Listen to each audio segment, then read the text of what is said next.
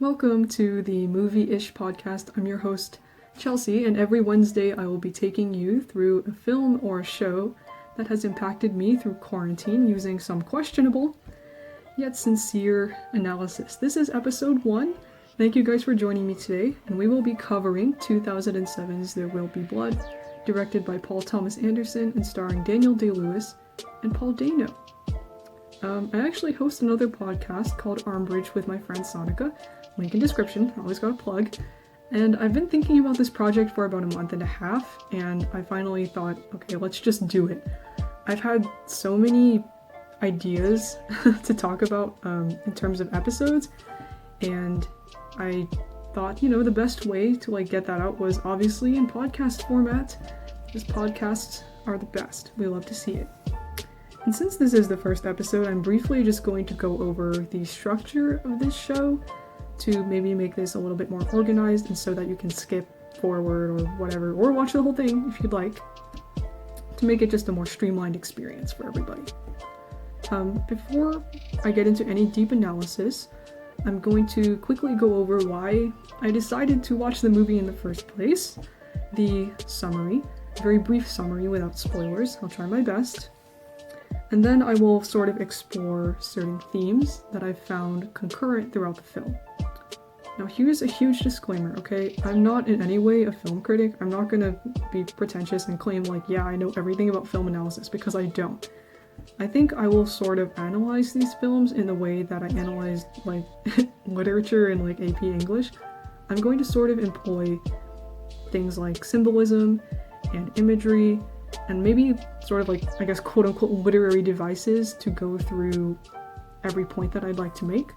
And I will also refrain from using articles that are centered in a movie review fashion or a film critic fashion. I want to sort of do this from my own point of view so that you guys can hopefully enjoy the most authentic opinion that I can give. Afterwards, I will be breaking down a few of my favorite scenes or a few very impactful scenes. There's one scene that they made into a pretty funny SNL skit a few years back, so I will definitely be going over that. And I will also issue, before I start this segment of the show, a spoiler alert, because I would really love for you guys to watch these for the first time on your own, so you can fully enjoy the madness, or maybe the happiness, and all of the emotions associated with this film. And towards the end, I will quickly go over what I liked about the movie, what I didn't like about the movie, and what I would rate it out of 10. I will also commence in a quick recap of just everything we talked about, and I'll briefly go over what we will talk about next week. The premise of the movie is actually one that I wouldn't have originally decided to go through with and fully watch, but I watched The Ballad of Buster Scruggs by the Coen brothers, and this movie was actually in my recommended. And the title was very intriguing. The intention for me watching this was kind of stupid. I was thinking, maybe I should watch a horror movie every once in a while. I don't know, I saw The Lighthouse and suddenly I was a horror movie enthusiast or whatever. I'm sorry. But again, the title implied that it would be scary. And I thought, okay, let's do it. I watched it. It was not necessarily scary, but it was very mind-numbing. Got a little crazy towards the end, and that part scared me. The end scared me.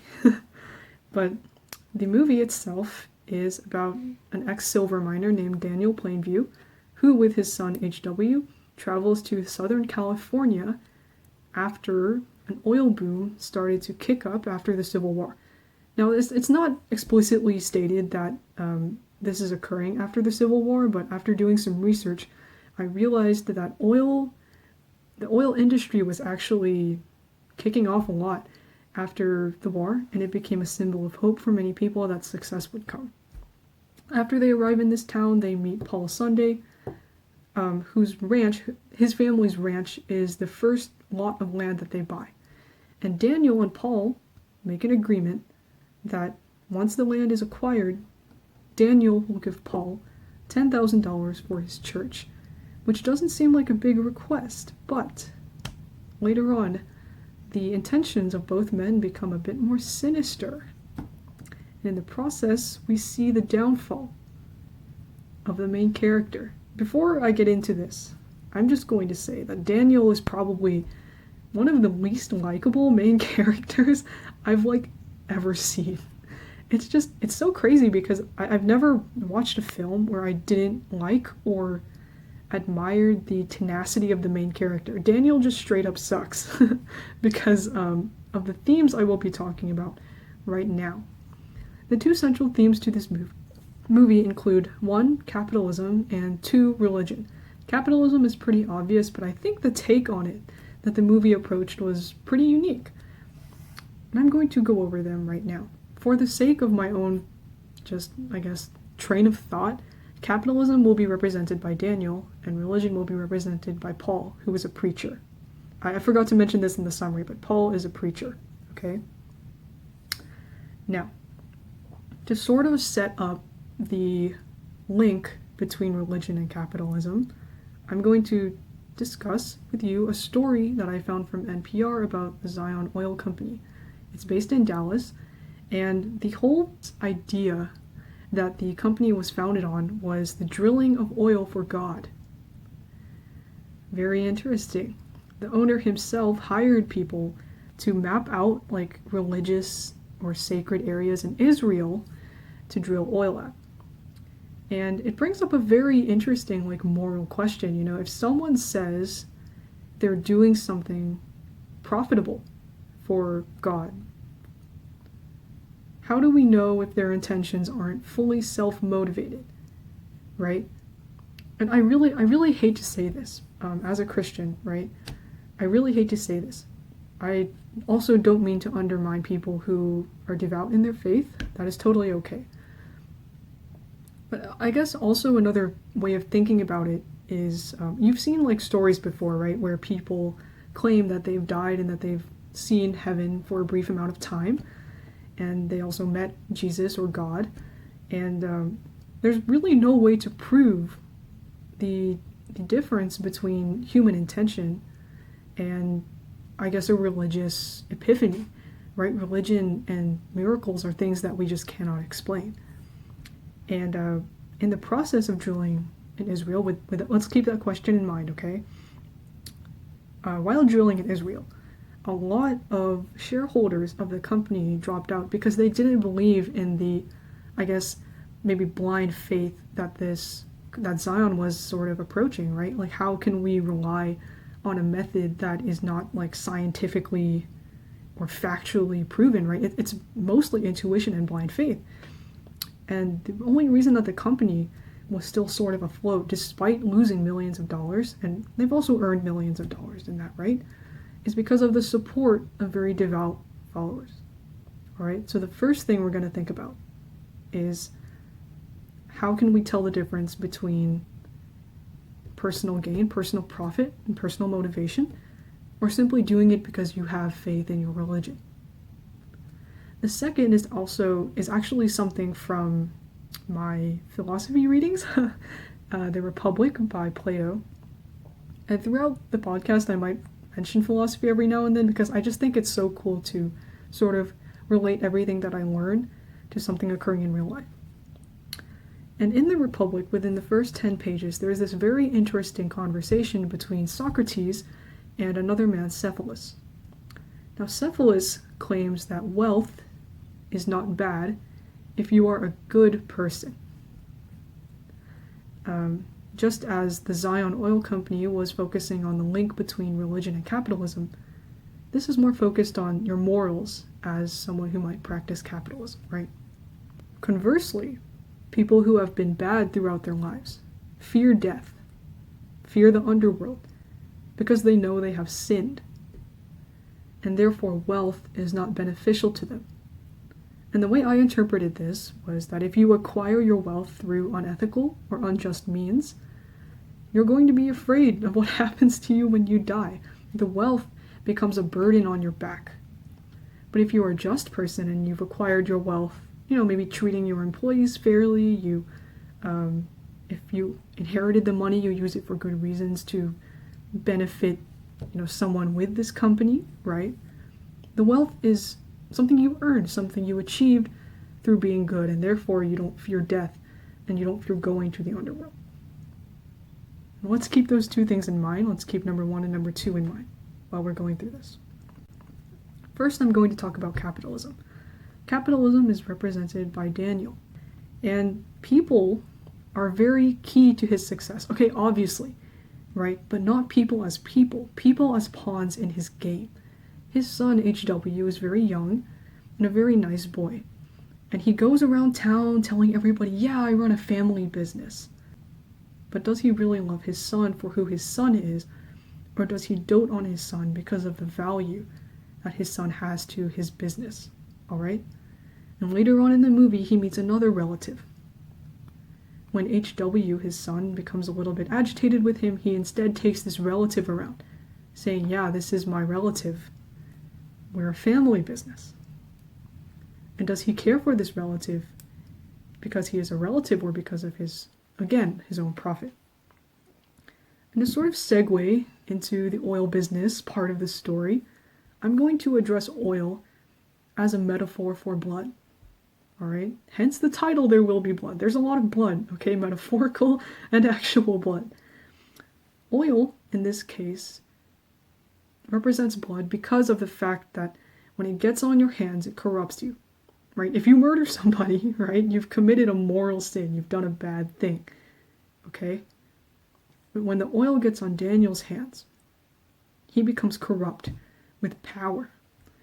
He saw how easy it was to win over people with one sentence. Ah, yes, I am a family man. I am an oil man, and I love everybody. But once the people in his life sort of start to lose trust in him, there's an accident at one of the oil rigs. He's desperately grasping at straws to try and win these people back. At one point in the movie, he and his son have sort of issues, and his son is sent away. And suddenly he's looking for a replacement and struggling despite the fact that, the oil business is going well. He doesn't know how he will continue because the only way he knows how to live is through essentially just using people like pawns in a chess game, right? And he also becomes super paranoid in the sense that every person to him is either a benefactor or a competitor. There's no in between. There are no friends. There are just enemies or more helpful enemies. It's sort of weird to think about. And as more people are sort of sacrificed in the name of his own gain, we're not talking like, ancient ritual sacrifice. We're talking, people have died on the oil rigs because of accidents. His son is sent away.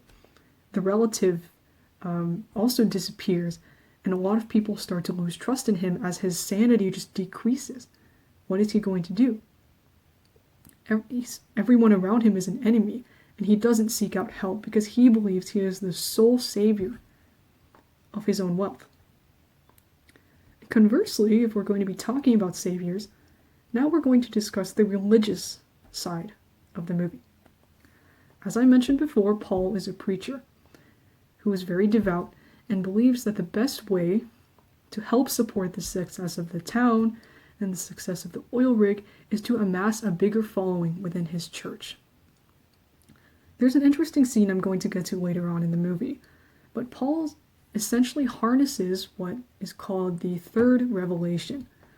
The third revelation is sort of related to this post that I found off of Reddit, and I'm going to read it out loud to you now because I thought it was just very helpful to me in sort of learning about what the third revelation was. So in Christianity, the first revelation was God's mind handed down through Moses. The second revelation was built around Christ's teachings while on earth. The third revelation props up a church more suited to the modernizing world of Eli's time, brought not through one man, but rather any man, filled with the Holy Spirit, whose revelations are supposedly drawn from the Bible's interpreted scientific, philosophical, and religious aspects, allowing for a religion that is meant to be more understandable to, so to speak, more evolved peoples. Reading. Okay. Basically, it's a teaching that allows Eli to assume the mantle of being a conduit for the Almighty, merely by being true and pious without having to call upon a lot of superstitious nonsense to justify himself. It's like calling yourself a semi-saint, a sort of prophet, one of God's unnamed selected, because you understand the Bible properly in a modern context. It's a type of religious posturing that allows Eli to give himself a position of higher stature and make his pronouncements more legitimate. And this is from Zorro Means Fox, from the r/movies veteran subreddit. Now, when Zorro Means Fox of Reddit, again, thank you so much for making this post, it really helped me out. When he mentions a type of religious posturing that allows Eli to give himself a position of higher stature and make his pronouncements more legitimate, this really manifests itself in a certain scene in the movie in which the oil rig has an accident. And this is unheard of, right? Again, this industry is very unexplored and a lot of people don't know how it works. And men die in this accident. And a lot of people, I would assume, begin to worry about the future of this project. Will it harm the livelihood of the town? Their land has been bought up. This is their new source of income. And in turn, Paul sort of capitalizes off of this whole incident in a religious way. I don't really know if this makes sense. But his church grows exponentially from that. And his building, which was originally very small, and in which he was originally a nobody, becomes huge, and suddenly he becomes somebody. We are again tracing this back to the first story that I talked about. Is Eli doing this in the name of God, or is he doing it for personal profit? And this becomes extremely, this is really cool to me, that I didn't know there were ways that people could harness the Holy Spirit as a vessel and speak as God. Now, the thing about religion in this movie is that it seems to be more successful than Daniel's methods, which are a bit unethical. The way that Paul sort of goes about acquiring, getting new members into his church is to help them explain the unexplained using what God has said, right? If you're in turmoil and you don't really know how to solve an issue, right? It's a lot easier to say, oh, that's because of fate, or that's because of some higher power, instead of totally analyzing the reasons why something might have gone wrong.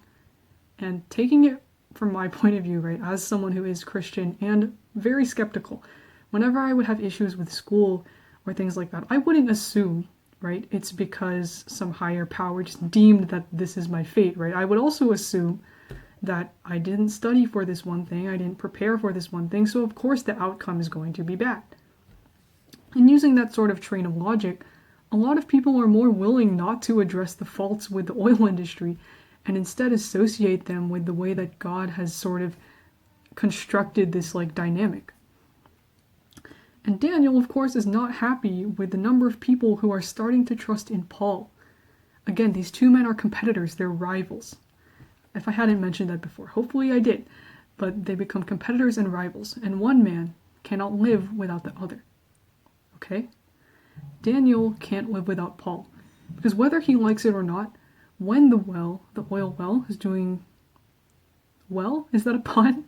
When the oil well is doing well, Paul decides to attribute it to God and that this is such a great achievement.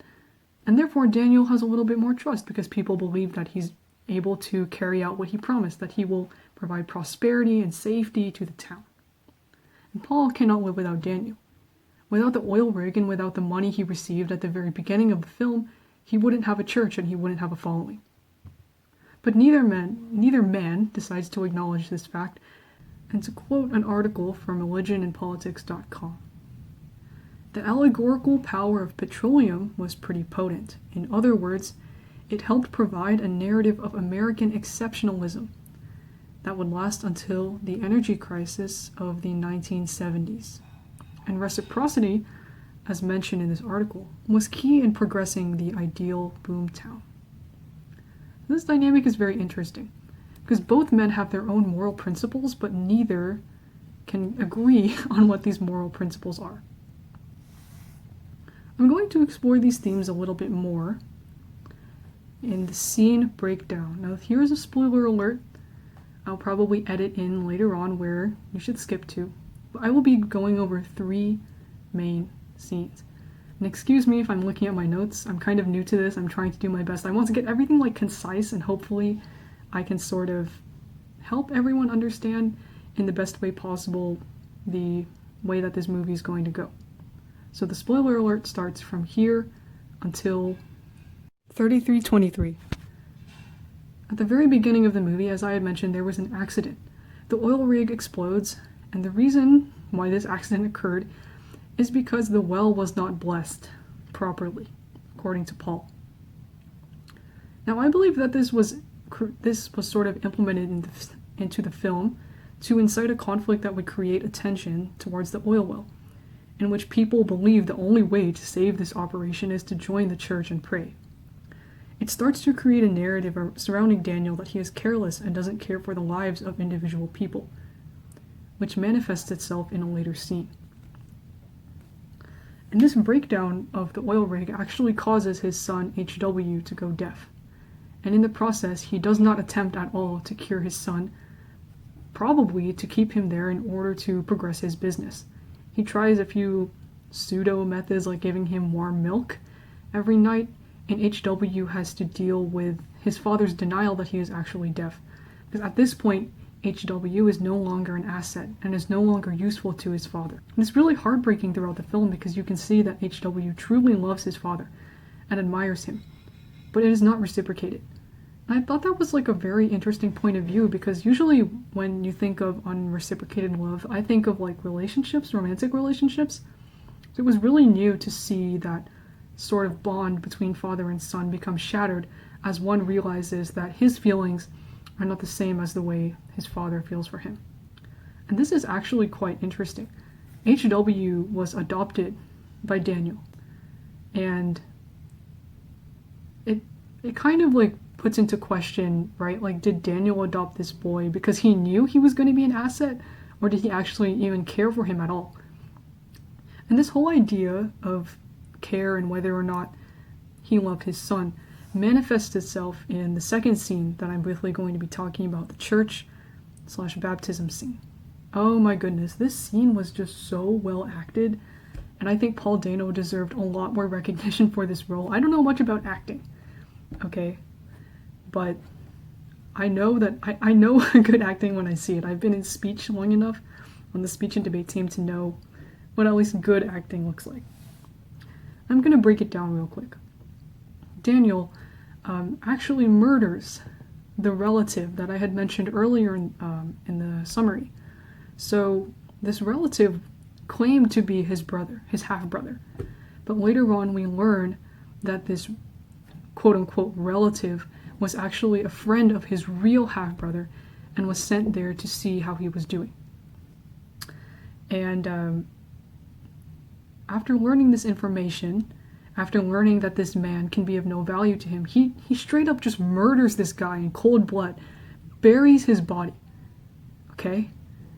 And he wakes up and sees the face of a landowner inviting him to go to church and repent for his sins.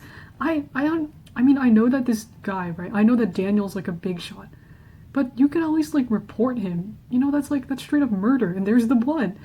Again, there's the actual blood, not the metaphorical blood. And sort of to give context a little bit, this landowner was someone that Daniel couldn't get a hold of. Daniel just couldn't get this guy's land because he wouldn't give it up.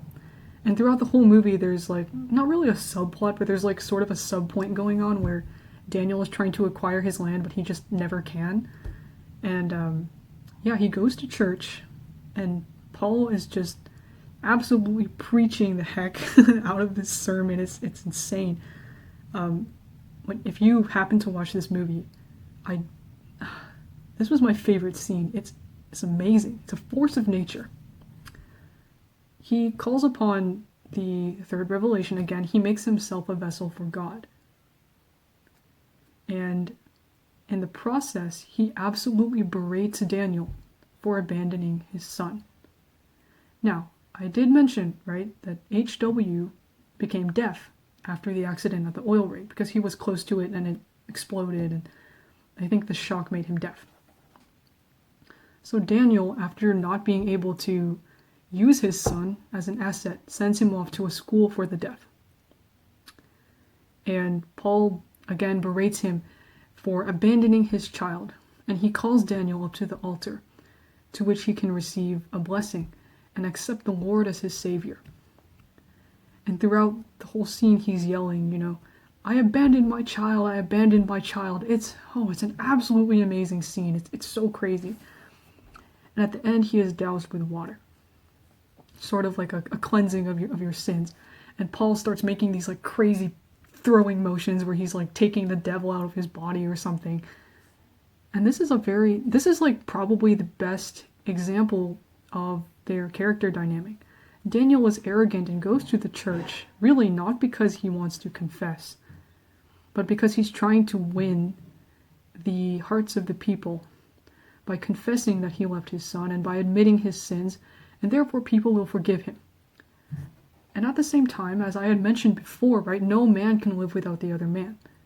In this case, the two men in this movie, the two main characters. By being sort of criticized and being judged in the eyes of Paul, he suddenly becomes more legitimate. Like people, I guess, like forgive him now for at the end, like people just forgive him for abandoning his own son, sending him off to a school for the deaf. And Paul becomes his savior. And it's like a really interesting role reversal, because at the beginning, like, he relied on money to build his church from Daniel, right? And now it's like the roles are reversed. And it makes him pretty angry. I do not think he's happy with Paul after that, for sort of publicly humiliating him into admitting something that he couldn't admit. And there was an interesting video I happened to watch. It was a scene breakdown video, so I tried to avoid, the opinions that were made in the video and stuff, but the person making the video, I'm so sorry, I don't know who you are, I briefly touched on your video, mentions the contrast between dark and light, which is something I can't really get a hold of, because you can't tell whether each man is doing anything for good or for bad. Of course, Daniel was a morally ambiguous character, but in this scene, it's so hard to tell if he loved his son, if he truly realizes, oh, what have I done? Or if he realizes, oh, I missed out on the value my son has as an asset. It's so weird. It's something that, like, while writing for this video, I had a hard time trying to comprehend and wrap around my head. I recommend, see it for yourself. It will definitely move you one way or another. And oh man, the last scene. Oh, the milkshake scene, as it is fondly dubbed, I suppose, by SNL. And so this is a time skip. So it's been quite a few years. HW is now a grown man, and he wants to start his own oil branch without the help of his father. And in this scene, you see Daniel so far gone from his original powerful prowess, and he has deteriorated to an alcoholic state, in which he is successful. He owns a large mansion. He's gotten what he wanted. He even got the land that he wasn't able to acquire throughout this film. And it brings on the question, is his wealth ethically acquired? I mean, yeah, he bought it and convinced people, and they were like, yeah, you can have the land. In an economically, ethical perspective. But the way that he got there, his intentions were not good. And so now, whether he likes it or not, the wealth that he has is now another burden on his back and is tearing him down. So as HW tries to explain, okay, I want to have my own business, I want to be separate from you, he berates him. And, I'm so sorry. Right, HW comes back from the school of the deaf and comes back to live with his father, but he wants to carve his own path. And he is so blinded and not even considerate of his own son's feelings, and he never was. He finally reveals to HW that he was adopted, a baby from a basket, to quote the movie, and demands that he speak and not use sign language. It's like super heartbreaking. It's a really heartbreaking scene. I think I almost cried. And then HW storms out, and they never see each other again for the rest of the film. This is the end, anyway. And at the end of the movie, you see Daniel sitting alone in a bowling alley, and he is suddenly visited by Paul, who has become a radio preacher. Now, there have been a lot of controversies about the legitimacy of widespread preaching. If you think about, Joel Osteen, who earns millions of dollars by, selling tickets to attend his sermons and stuff, it brings up an ethical question. Should you be using religion for personal gain? And that sort of ties back to the Zion oil story. He's become a radio preacher anyway, and he's now visiting Daniel and considers him an old friend. And in the very last waking moments of the film, Paul claims he doesn't know what to do about the state of the economy. And I thought this was a really weird turn.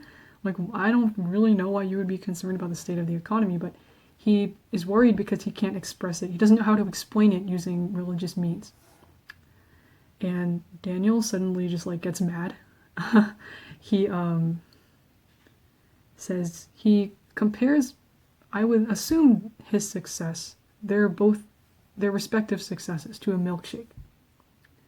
He says if Paul has a milkshake and he had a straw, his straw would reach all the way to Paul's milkshake and he would drink it. The dialogue's a little funny in this, but I took that to mean, despite Paul being well loved and well received by the people, Daniel still reaped his reward in the end, and he feels like he won. And even to this day, many years later, maybe 20, 15 years later, he still bears this grudge that literally can't go away because the oil has corrupted him. The blood is on his hands, and he has no guilt. When you have blood or when you have oil on your hands, you can do one of either things. You can stick with it. You can stick on this corrupt path that might be getting you what you want, but you will never feel sound in your heart. And that is because innately I believe that Daniel was not a good person. He was a bad person. And in the end, you see this really weird chase scene where Daniel was trying to follow Paul around the bowling alley, and in a fit of rage, he kills Paul by hitting him several times with a bowling pin. And oh God, it's so disturbing. Because at the end, he walks away as if nothing happened. As if nothing happened at all. And as I said before, he's just so far gone, he's so used to this corrupt lifestyle that there's no going back. It's gotten him what he wanted. He buried one man in front of another guy and and got away with it. And it only gave him clearance to continue these bad habits.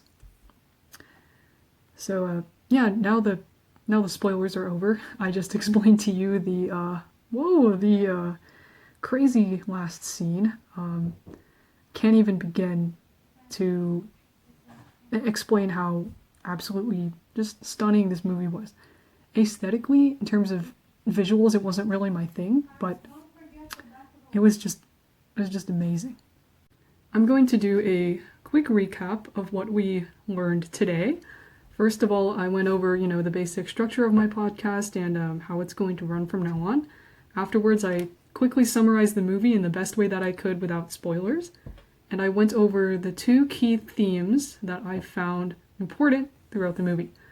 I actually realized while editing, I'm editing right now too, that this episode became more of like a character study opposed to a study of the movie as a whole. While I was writing, I was just so obsessed with Daniel and Paul's character dynamic that I guess I just sort of didn't really cover the remainder of what makes the movie good.